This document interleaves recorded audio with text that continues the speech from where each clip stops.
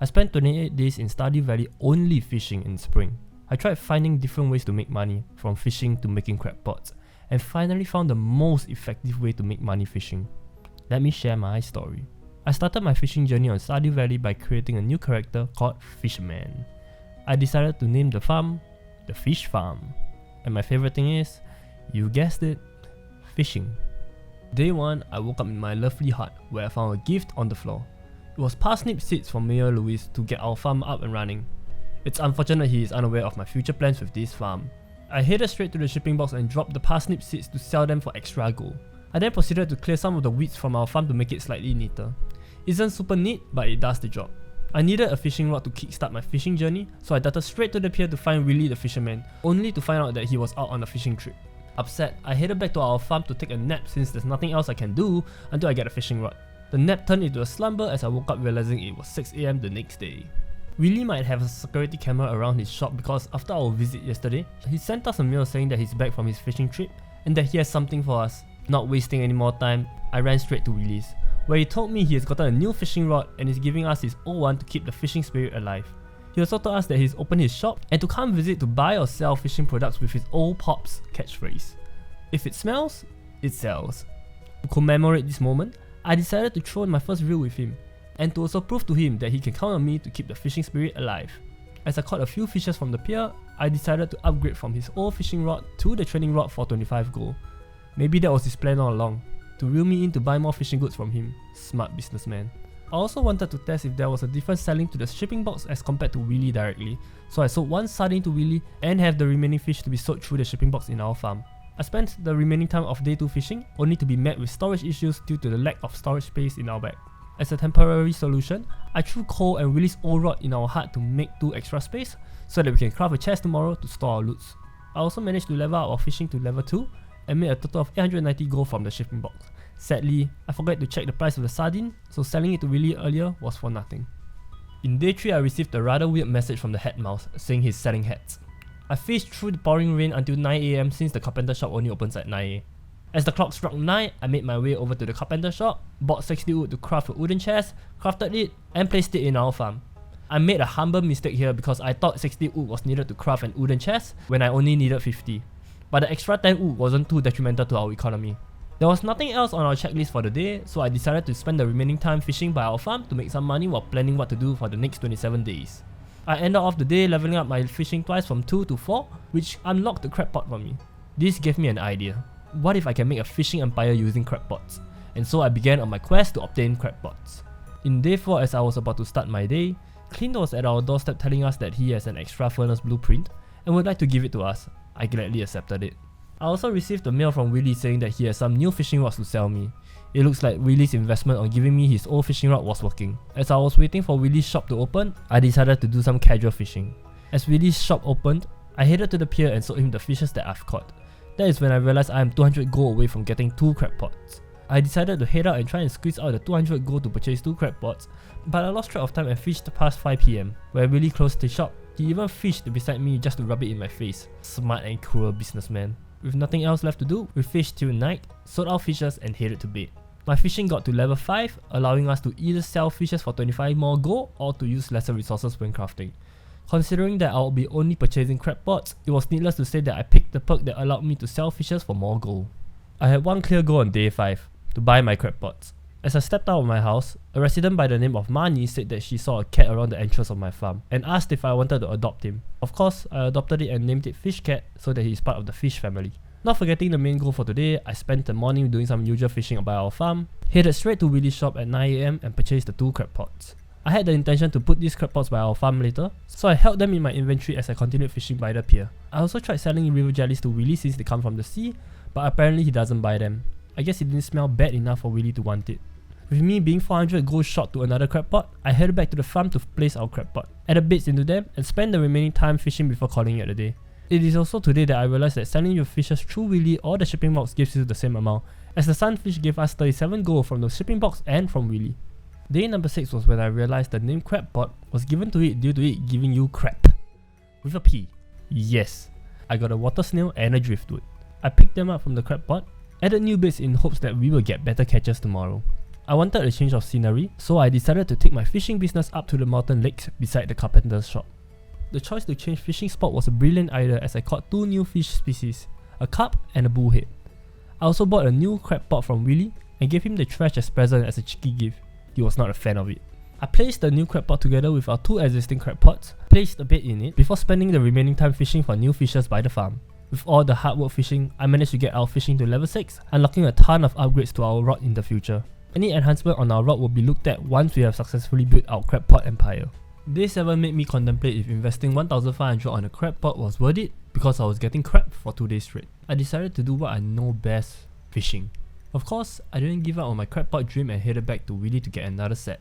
This time, I decided to try putting the crab pot by the pier to see if it gives me better catches. I then spent the remaining day fishing to get more money to buy more crab pots and heading to bed right after, praying that we will get better loots tomorrow in our crab pots. My crab pot catches from day 8 had a slight improvement. Even though we caught 2 treasures, it was the first time that I have caught a crayfish. Although it could have been better, but beggars can't be choosers. I headed to the pier to check out the 1 crab pot that we left there, but I realized that I forgot to put a bait into it. Silly me. I then proceeded to purchase a new set of crab pot from Willie and placed it at the pier, but this time I ensured that I placed the baits into the crab pot. You might have guessed it, but I spent the remaining time fishing. Only this time, I kinda pushed the boundaries and fished at the pier till 12:20 AM. I quickly packed up and ran back to our bed as fast as I could, getting in bed on time. As a reward, I had my fishing level up to 7, unlocking the cock bobber and treasure hunter, 2 items that I won't be able to use until I finish building my crab pot empire. The first thing I did on day 9 was to check on my crab pots by the pier, which gave us cockles and clams. Pretty good catches I must say, considering they sell for 62 gold each. I decided to place my newly purchased crab pot by the pier for better catches. I also obtained 6 magma geodes while fishing by the pier. I wanted to process my magma geodes, but I arrived at the blacksmith exactly when they were closed because I was too busy watching 2 lovebirds hanging by the bridge. Like they say, you snooze, you lose. I also got pretty lucky fishing since I got a diamond that I can donate to the museum. Day 10 was the day where I wanted to shift all of my crab pots to the pier because I managed to catch 2 crabs there. Sadly, I could not remove the crab pots since I've already placed baits in them. So moving the crab pots will be one of the to-dos tomorrow. I also caught an oyster, which was decent as well. I also processed my magma nodes that I've obtained yesterday and got myself a jasper, helvite and fire quartz. Together with the few extra relics that I've caught in the past 10 days, I donated all of them to the museum. I was then given cauliflower seeds as a reward. More gold for me I guess. I also realized that the blacksmith sells ores that can be used to craft crab pots. I did some calculations to see whether crafting them on my own was more worth it, but surprisingly, buying it from Willie was way cheaper. I ended the day with some fishing alone, contemplating about life. The moment the sun rose on day 11, I jolted out of bed and headed straight for my crab pots. It is time to bring them to their new home. I picked up my crab pots and a few deluxe baits, ran straight to the pier, and put my crab pots all together by the pier. I also caught myself a sardine roll and an emerald, so I guess the ocean was giving me a welcome gift. I'm proud of where I got myself to, 9 crab pots. It isn't making us a ton of gold like I want it to be, but it's definitely making a decent amount. As the saying goes, patience is a virtue. I wanted to put the emerald into the museum, but you guessed it, it was closed. So I brought it back to our farm so that I can donate it tomorrow. I was doing some chill fishing in the evening while a notification at the bottom popped up. Curious, I headed towards the mountains to see what it was. And there it was, a school of carps jumping along the planks. Of course, I had to take this opportunity to catch as many of them as possible, ending the day with 6 additional carps. With all the fishing that we've done today, we managed to get our fishing to level 8. Day 12 started with a letter notifying me that there is an egg festival happening tomorrow from 9 AM to 2 PM. I thought to myself, I've been working hard for the past 11 days. I guess it's time to relax a little and finally interact with some of the people. There was apparently a book sale happening as well, and I thought I could purchase some books from the bookkeeper, only to realize that everything is overpriced. I could not afford a single thing from the shop. I then went to check on my crab pots. It wasn't the best, but I really can't complain after what I've gotten from my farm. I sold the fishes my crab pots caught and spent the remainder of the day doing what I do best, fishing. It was also today that I found out that the river and sea jelly has a pretty high selling price, giving me the idea that I would sell all of them when I catch them in the future. If Willie knew how much these things would fetch, he could have made a fortune out of me. Oh yeah, and one of the residents came by the pier too, except that he didn't quite understand the concept of personal space. On day 13, I wanted to quickly restock my crab pots before heading to the egg festival. However, I was not allowed to because they were preparing for the event. It's weird though, because I saw Willie literally walking out from the main town. I then waited for the event to start by fishing by the river, with Willie right behind me fishing as well. Psh, seems like people here don't understand personal space, huh? As the clock struck 9, I headed over to the main town, only to be greeted with everyone and also a ton of food. I spoke to a few of the citizens before warming myself up for the egg hunt challenge. I ran around frantically looking for eggs on the floor, collecting a total of 6, but that was not enough as Abigail was the one who won the challenge. As the event ended at 10, I quickly headed to the pier to restock my crab pots before heading to bed. I made a ton of money on day 13, mainly because I decided to sell all my sea and river jelly. Day 14 was brutal. We caught absolutely nothing, but that won't stop us. I proceeded to buy 3 crab pots from Willy today due to the amazing sales that I got from yesterday, allowing us to bring our crab pot count to 12. Nothing really interesting happened after 2, so it was pretty boring for day 14. In day 15, I decided to move some of my crab pots from the pier to the river by the carpenter's shop, just because I haven't been getting any decent fish at the pier. I also decided to put a pause on obtaining more crab pots and decided to upgrade my fishing rod. Oh my god, I've been missing out on so much. It was only after I upgraded my fishing rod to the fiberglass rod that I realized that I could catch a wider range of fishes like eels and flounders. I was missing out on so much the last 14 days. With our newfound knowledge, I proceeded to spend the rest of the night fishing and ensured that I head to bed before 12. Yes, I only realized on day 15 that your energy bar is not full if you slept past 12. I also managed to get my fishing to level 9 and made a whopping 2,500 gold on day 15. Day 16 started with me heading to the river by the carpenter's house to check on my crab pots. It wasn't surprising that we caught crab again. I decided to shift all of my crab pots back to the pier and focus mainly on fishing with one goal in mind, to get myself an iridium rod. On day 17, I managed to just save up enough money to get myself an iridium rod, so I headed straight over to the pier, collected my loots from the crab pots, and then purchased my new iridium rod. The purchase of the iridium rod gave me the ability to test the different enhancements I could add onto my fishing rod, so I started to test it with the dress spinner that I fished out from the chest. I could feel the difference in the bite rate when using the dress spinner, but I don't think that it is worth purchasing it from Willy, especially since it wears and breaks. I would use it though, if I do obtain it from a chest. I also went to process some of the geodes that I had, and then deposit them into the museum. I also got melon seeds for dropping some of the artifacts into the museum, which I later sold for more gold. I then went around the village to fish to see if the new rod might be more effective somewhere else, but concluded that the pier is still the best place to fish at. I decided to experiment the trap bobber on day 18, but I personally feel that it isn't worth getting it for 500 gold. You're better off keeping that money and buying something more useful elsewhere.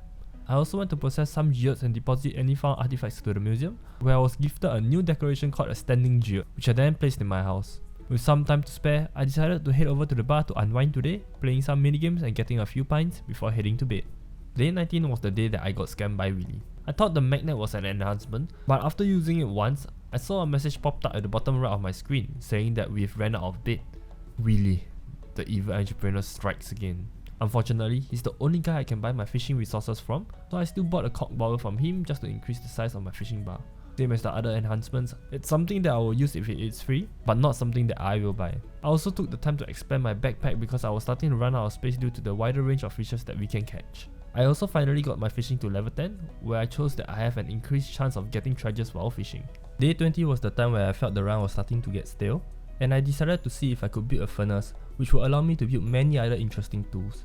To get a furnace, we needed 20 copper ores and 25 stones. So I set off to do our daily routine of replenishing our crab pots, processing any geodes that we had and depositing them into the museum.